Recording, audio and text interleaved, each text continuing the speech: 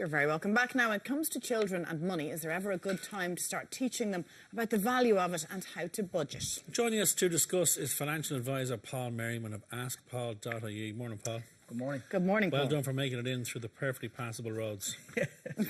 Teaching our kids the value of money. Yes, The yes. very best of luck with that. How do we go about that? Well, the main thing here is that it can't be too early, you know, so you can, no matter what age, from 2 years of age up, kids become really aware of money and buying stuff, especially sweets.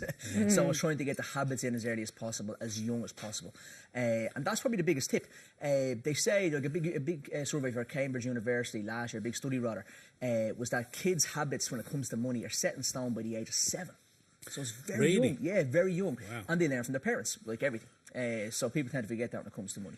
And I think in this country, especially if you go back to before 2006, maybe adults need to look at more about money as well, but the habits that are passed down from generation to generation aren't that strong.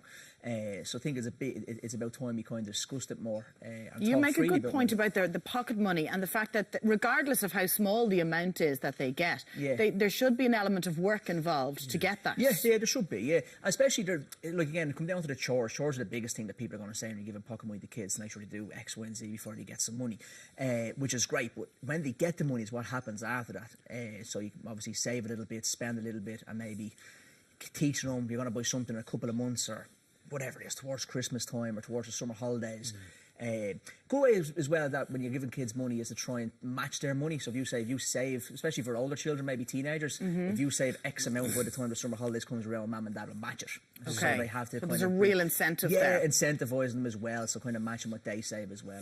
So do we go down the road of, do we open post office accounts, some bank accounts, some credit union accounts? Yeah, I'm a big fan of the credit union. However, the EBS and Ulster Bank are quite proactive when it comes to trying to nab kids young.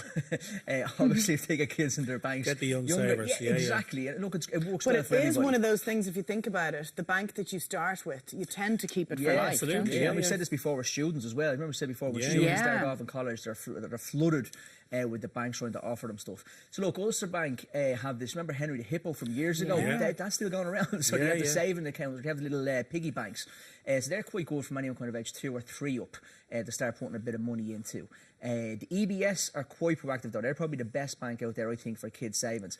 A couple of reasons. The main one is they have the highest interest rates, 1.75%. What is the interest rate? 1.75%. Yeah, so it's not too bad for the year. And the second thing is after 6 months, they'll top it up by 20 quid. So they put €20 in for free after 6 months, which is just a nice little incentive.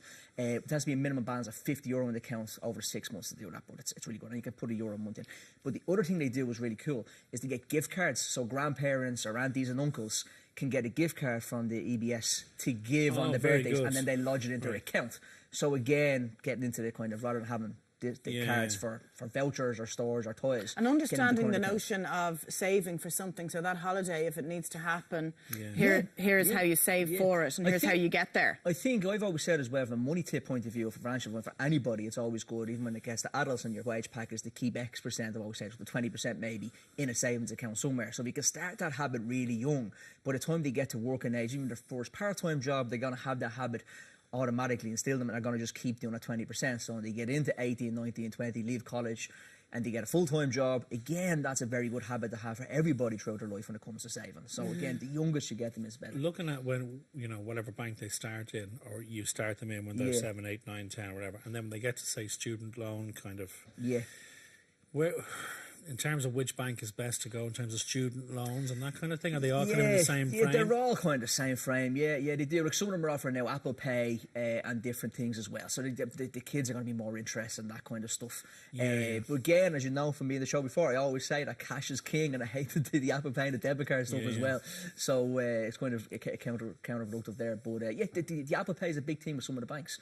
And again, when it comes to students, August, September is when the banks really come out with the offers, and they change every year.